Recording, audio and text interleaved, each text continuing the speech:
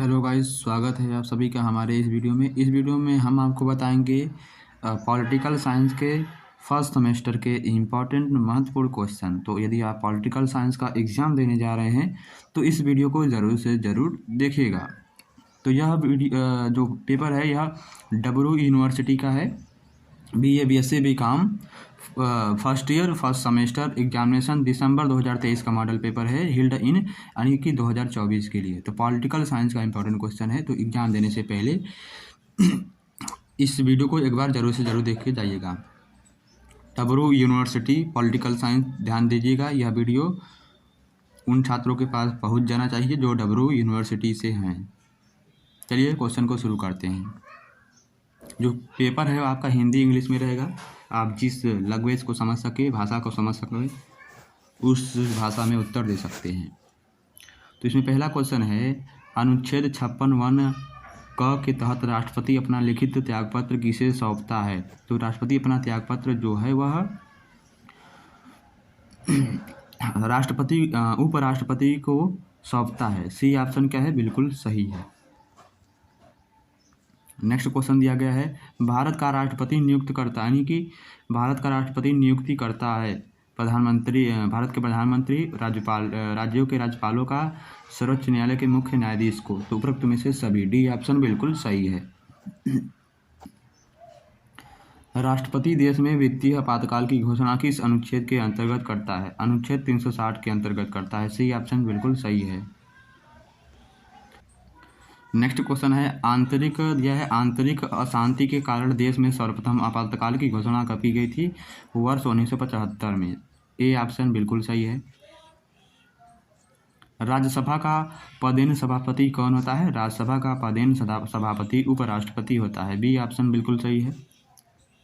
Next question दिया गया है, उपराष्ट्रपति शपथ ग्रहण संविधान के किस अनुच्छेद के तहत करता है? उपराष्ट्रपति शपथ ग्रहण संविधान के किस अनुच्छेद के तहत करता है? अनुच्छेद 69 के। ए ऑप्शन बिल्कुल सही है। राष्ट्रपति की मृत्यु हो जाने पर, यानी राष्ट्रपति की मृत्यु हो जाने पर उपराष्ट्रपति उसके कार्यभार को कब तक संभाल सकता है? 6 माह तक संभाल सकता है। डी ऑप्शन बिल्कुल सही है।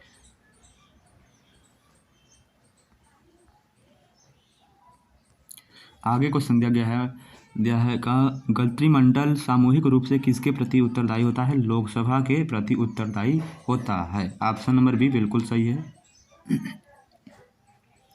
मंत्रिमंडल सामूहिक रूप से किसके प्रति उत्तरदायी होता है? मंत्रिमंडल सामूहिक रूप से किसके प्रति उत्तरदायी होता है? इसका राइट आंसर क्या है दोस्तों? राज्यसभा के प्रति उत्तरदायी होता है। सी ऑप्शन सही है। तो गाइस, यदि आपको जो भी आंसर गलत लगे कमेंट बॉक्स में उसका आंसर बता सकते हैं। तो 100% कोई श्योर नहीं होता है, ये तो आप ही जानते हैं। नेक्स्ट क्वेश्चन है, राज्यसभा का कार्यकाल होता है 6 वर्ष के लिए होता है। सी ऑप्शन बिल्कुल सही है। राज्यसभा में मनोनीत सदस्यों की संख्या कितनी होती है? राज्यसभा में जो मनोनीत सदस्य होती है उनकी संख्या 12 होती है। बी ऑप्शन बिल्कुल सही है।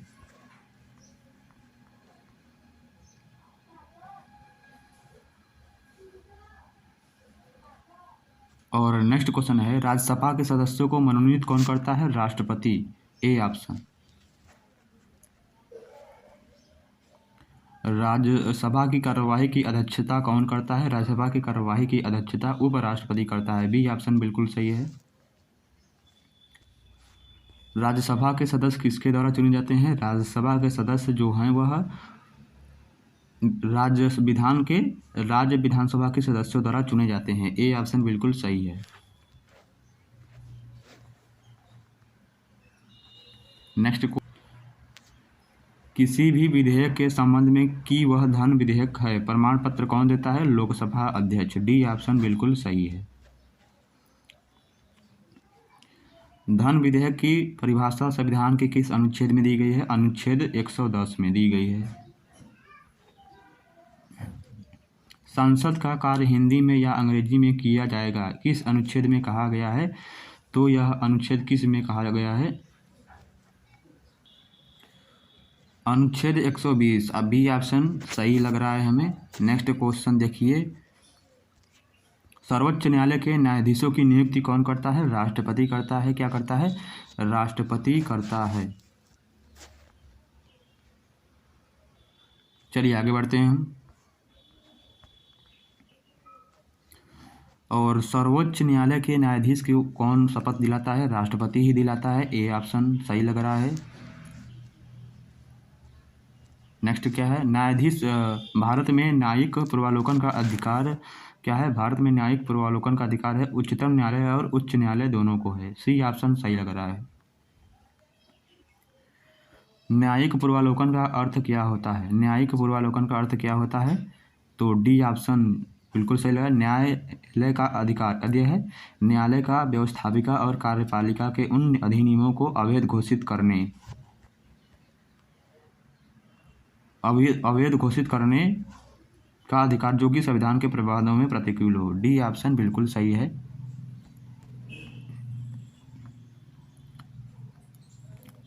राज्यों की कार्यपालिका शक्ति किसमें निहित होती है? राज्यों की कार्यपालिका की शक्ति राज्यपाल में निहित होती है। सी ऑप्शन बिल्कुल सही है। राज्यपाल का कार्यकाल होता है 5 वर्ष के लिए होता है। सी ऑप्शन बिल्कुल सही है। किसी एक व्यक्ति को एक से अधिक राज्यों का राज्यपाल नियुक्त किया जा सकता है अस्थायी रूप से। सी ऑप्शन बिल्कुल सही है। राज्यपाल को शपथ कौन दिलाता है? संबंधित राज्य के उच्च न्यायालय का मुख्य न्यायाधीश दिलाता है। बी ऑप्शन बिल्कुल सही लग रहा है।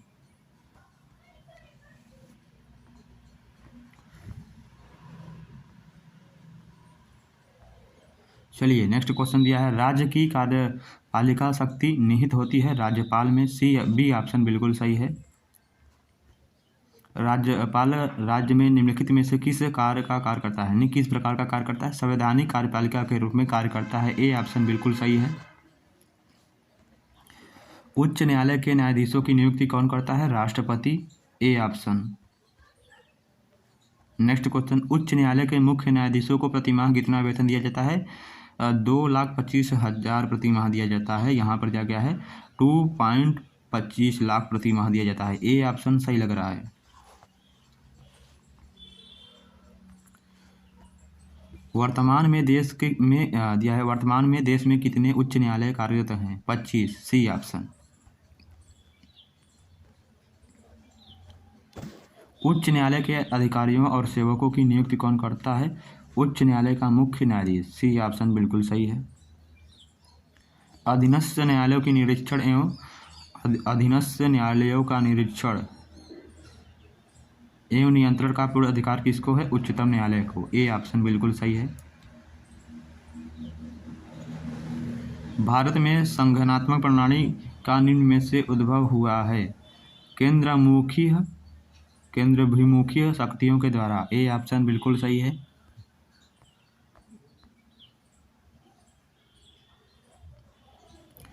केंद्र और राज्यों के बीच कौन से संबंध होते हैं?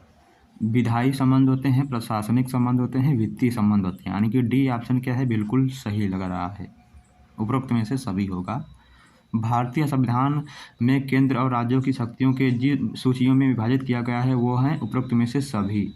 संघ सूची, राज्य सूची और समवर्ती सूची में विभाजित किया गया है। संघ सूची में कुल कितने विषय हैं? 97 विषय हैं संघ सूची में। समवर्ती सूची में कुल कितने विषय हैं? समवर्ती सूची में कुल कितने विषय हैं? यहाँ पर इसका राइट आंसर है डी ऑप्शन 52 है।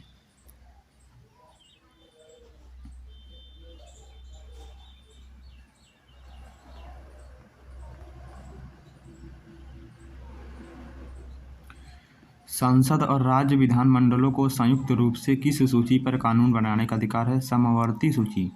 ए ऑप्शन सही है।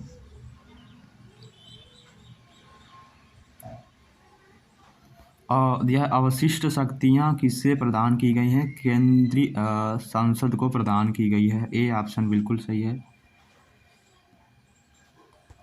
जनता के धन का प्रहरी रक्षक किसको कहा जाता है? नियंत्रण महालेखा परीक्षक को कहा जाता है। सी ऑप्शन बिल्कुल सही है। नियंत्रण महालेखा परीक्षक के पद का निर्माण किसके द्वारा किया जाता है? भारतीय संविधान के द्वारा। ए ऑप्शन बिल्कुल सही है। लोकसभा के लिए अनुसूचित जनजातियों के लिए कितने स्थान सुरक्षित हैं? 47 स्थान सुरक्षित हैं। राष्ट्रीय अनुसूचित जनजाति आयोग का गठन कब किया गया? 2003 में किया गया है। बी ऑप्शन बिल्कुल सही है। संविधान के किस अनुच्छेद के अंतर्गत निर्वाचन आयोग का गठन का प्रावधान है? अनुच्छेद 324। बी ऑप्शन बिल्कुल सही है।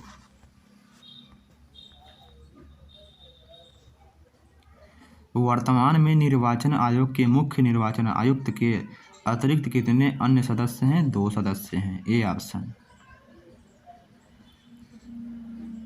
मुख्य निर्वाचन आयुक्त का कार्यकाल कितना रखा गया है? 6 वर्ष या 65 वर्ष तक। ए ऑप्शन बिल्कुल सही है। मुख्य निर्वाचन आयुक्त को उसके पद से कौन हटा सकता है? राष्ट्रपति संसद की स्वीकृति से। डी ऑप्शन बिल्कुल सही है।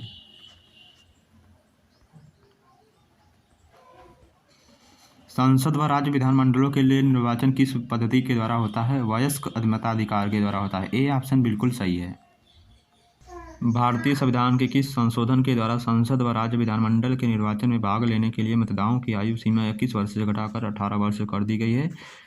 61वां संशोधन यानी संविधान संशोधन के तहत। ए ऑप्शन बिल्कुल सही है। जन गण मन राष्ट्रगान की रचना किसने की थी? रविंद्रनाथ टैगोर ने की थी। सी ऑप्शन बिल्कुल सही है। निर्वाचन गण का अर्थ क्या होता है? मतदाताओं का समूह। ए ऑप्शन बिल्कुल सही है। आपातकाल में नागरिकों के मौलिक अधिकार क्या हैं? आपातकाल में नागरिकों के मौलिक अधिकार स्थगित किए जा सकते हैं। बी ऑप्शन बिल्कुल सही है। भारत की संसद में शामिल है लोकसभा, राज्यसभा और राष्ट्रपति शामिल है। डी ऑप्शन बिल्कुल सही है।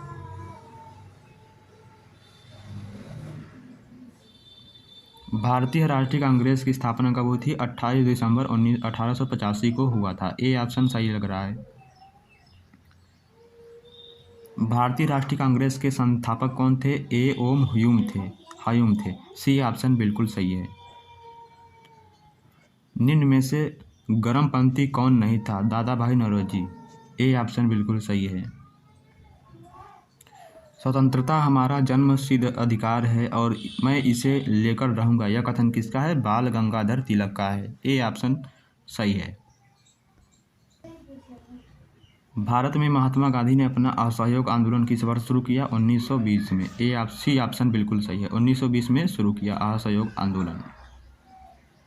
निम्न में से किसने स्वराज पार्टी का गठन किया था? सी आर दास ने किया था। ए ऑप्शन बिल्कुल सही है।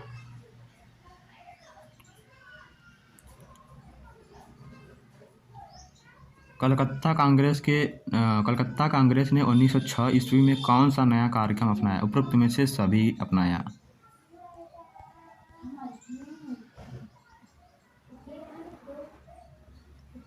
प्रथम स्वाधीनता दिवस कब मनाया गया था? 26 जनवरी 1930 को मनाया गया था। सी ऑप्शन बिल्कुल सही है। प्रथम गोलमेज सम्मेलन कब हुआ था? प्रथम गोलमेज सम्मेलन जो है वह 12 नवंबर 1930 ईस्वी को हुआ था। बी ऑप्शन बिल्कुल सही है। निम्न में से कौन भारतीय कांग्रेस का प्रतिनिधि द्वितीय गोलमेज सम्मेलन में था? महात्मा गांधी। बी ऑप्शन बिल्कुल सही है।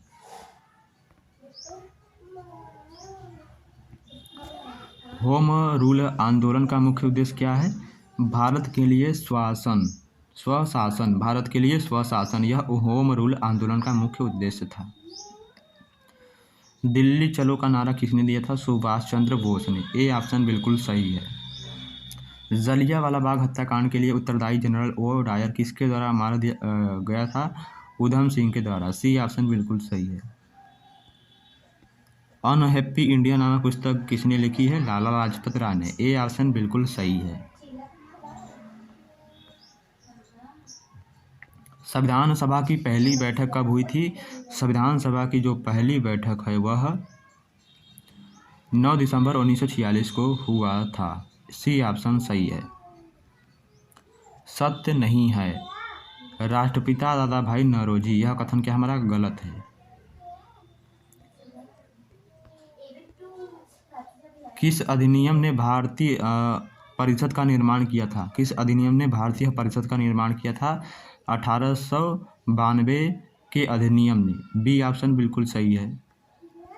भारत सरकार अधिनियम 1935 में कितने अनुच्छेद और कितनी अनुसूचियां हैं? 321 अनुच्छेद तथा 10 अनुसूचियां हैं। ए ऑप्शन बिल्कुल सही है। भारतीय स्वतंत्रता अधिनियम के पारित होने के समय गवर्नर जनरल कौन था? लॉर्ड माउंटेनबेटन था। डी ऑप्शन बिल्कुल सही है। निम्न में से किस अधिनियम द्वारा ब्रिटिश शासन का अंत हुआ? भारतीय स्वतंत्रता अधिनियम 1947 के तहत अधिनियम ब्रिटिश शासन का अंत हुआ। सी ऑप्शन बिल्कुल सही है। संविधान क्या है? एक मूलभूत संरचना जो कि राज्य को शक्ति, नागरिकों के अधिकारों एवं कर्तव्यों की विवेचना करती है। डी ऑप्शन बिल्कुल सही है।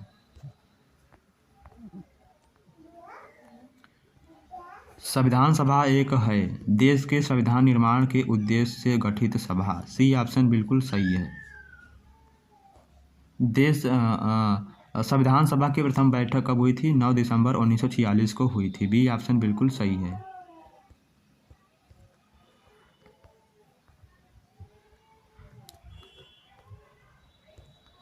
कैबिनेट मिशन योजना के तहत संविधान सभा के कितने सदस्यों की व्यवस्था की गई? 389 सदस्यों की व्यवस्था की गई। बी ऑप्शन बिल्कुल सही है।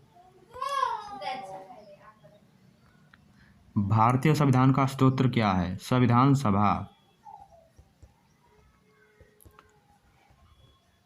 भारत में न्यायपालिका स्वतंत्र है। ए ऑप्शन बिल्कुल सही है। भारतीय संविधान के संशोधन की कितनी प्रक्रिया हैं? 3 प्रक्रिया हैं। सी ऑप्शन बिल्कुल सही है। भारतीय संविधान जब पारित हुआ तो उसमें कितने अनुच्छेद और धाराएं थी? 395 अनुच्छेद और 8 धाराएं थीं। ए ऑप्शन बिल्कुल सही है।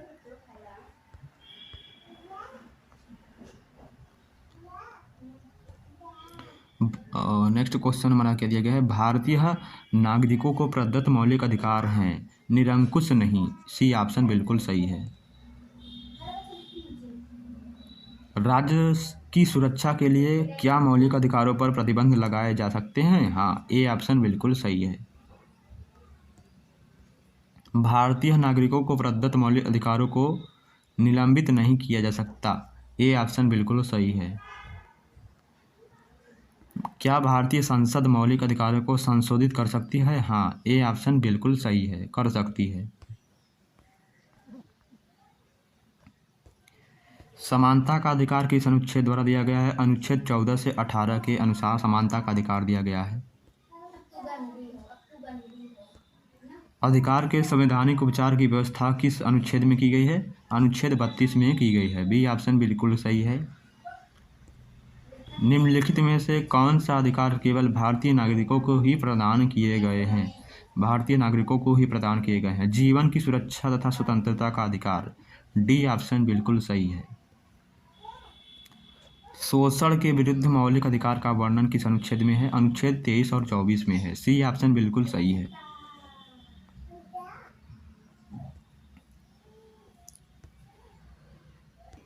नेक्स्ट क्या दिया है? नागरिकों के मूल कर्तव्य का वर्णन किस संविधान के किस अनुच्छेद में है? अनुच्छेद 51 के ए में है। भारतीय नागरिकों को कुल कितने मूल कर्तव्य हैं? 10। बी ऑप्शन बिल्कुल सही है। राज्य के नीति निर्देशक तत्वों को किस अनुच्छेद संविधान में लिया गया है? आयरलैंड। डी ऑप्शन बिल्कुल सही है। राज्य के नीति निर्देशक तत्वों का उद्देश्य भारत में किस प्रकार की राज्य व्यवस्था स्थापित करने का है? जन कल्याणकारी राज्य। ऑप्शन नंबर बी बिल्कुल सही लग रहा है। राज्य के नीति निर्देशक तत्व संविधान के किस भाग में हैं? भाग 4 वाले में है। राज्य के नीति निर्देशक तत्व का संविधान किन किन अनुच्छेदों के तक है? अनुच्छेद 36 से 51 तक है। राष्ट्रीय महत्व के स्मारकों, स्थानों और वस्तुओं के संरक्षण की बात संविधान के किस अनुच्छेद में है? अनुच्छेद 49 में है। बी ऑप्शन बिल्कुल सही है।